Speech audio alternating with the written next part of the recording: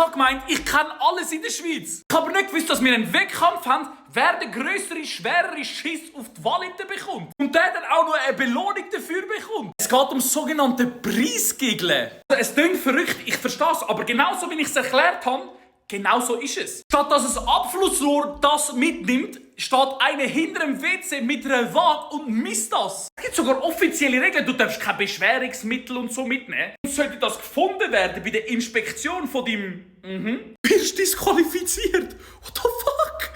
Also ich bin ehrlich, ich könnte das nicht. Ich könnte nicht einmal der dort hinten sein und schauen, so, hat er jetzt Beschwerungsmittel oder so gebraucht?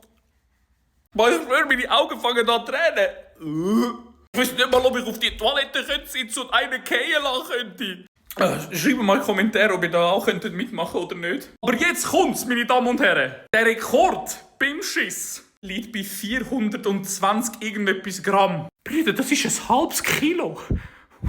What the fuck? Also ich meine, hey, you do you, die Leute, die dort mitmachen. Falls es euch Spass macht, ey, gib ihm. Ich weiss einfach, dass ich niemals dort vor Ort wird sein. Gehen so, scheinbar gibt es ja danach auch eine Party. Viel Spass, viel Freude. Danke für die ganzen Follows, die jetzt gerade momentan mit reinkommen. Die sind absolut verrückt. Danke, danke, danke.